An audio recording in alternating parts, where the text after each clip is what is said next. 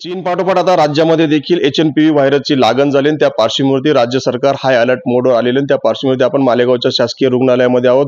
ज्या पद्धतीने मालेगाव हे कोरोना काळामध्ये हॉटस्पॉट ठरले होते आणि त्या पार्श्वभूमीवरती कोरोना महामारीच्या काळात मालेगावने देखील मोठा एक योगदान या ठिकाणी निभावले होते. त्या पार्श्वभूमीवरती मालेगाव शहरातील शासकीय सामान्य रुग्णालयात आपण आहोत. त्या ऐन वेळेस HNPVच्या कुठल्याही परिस्थितीत लागण झाली, परिस्थिती निर्माण झाली, त्या पार्श्वभूमीवरती सगळ्या उपाययोजना शासकीय सामान्य रुग्णालयामार्फत करण्यात आल्या. त्या पार्श्वभूमीवरती नेमकी काय उपाययोजना आहेत, काय गाईडलाईन आहेत, त्या पार्श्वभूमीवरती आपण बातचीत करूयात.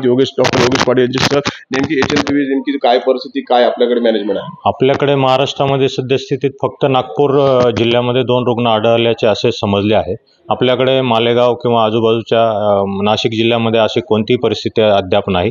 तसेच शासकीय स्तरावरून याबाबत गाईडलाईन अजून जारी झालेल्या नाही. तरी पण आपल्या सामान्य रुग्णालयामध्ये 200 बेडची पूर्ण व्यवस्था आहे, वेल इक्विप्टेड ICU आहे, ऑक्सिजनची व्यवस्था आहे आणि औषधांचा मुबलक साठा आज तरी आमच्याकडे उपलब्ध आहे. सर, कोविडमध्ये आपण एक चांगली भूमिका निभावली होती. त्या पार्श्वभूमीवरती HNPV व्हायरसला आपण कसं बघता आणि काय प्रिकॉशन घेणं अपेक्षित आहे? कोविडसारखा HPMV व्हायरसची परिस्थिती नाही आहे.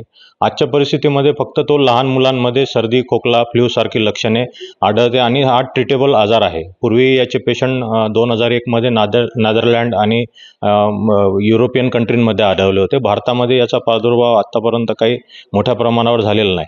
परंतु तशी परिस्थिती काही उद्भवल्यास फ्युचरमध्ये राज्य शासनाकडून याबाबतची पूर्ण तयारी आणि गाईडलाईन जारी होतील.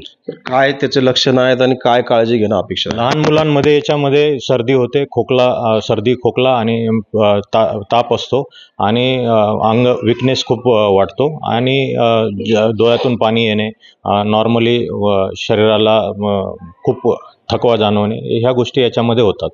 नक्कीच, धन्यवाद सर. कोविडच्या पार्श्वभूमीवरती महामारी ठरलेली असं मालेगावमध्ये HNPVचा सामना करण्यासाठी मालेगाव शासकीय रुग्णालय सज्ज असल्याचं डॉक्टरांनी सांगितलंय.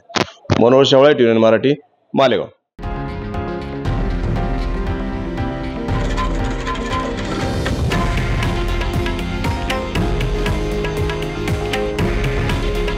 हे आहे देशातील नंबर 1 न्यूज नेटवर्क आणि आपण पाहत आहात TV9 मराठी.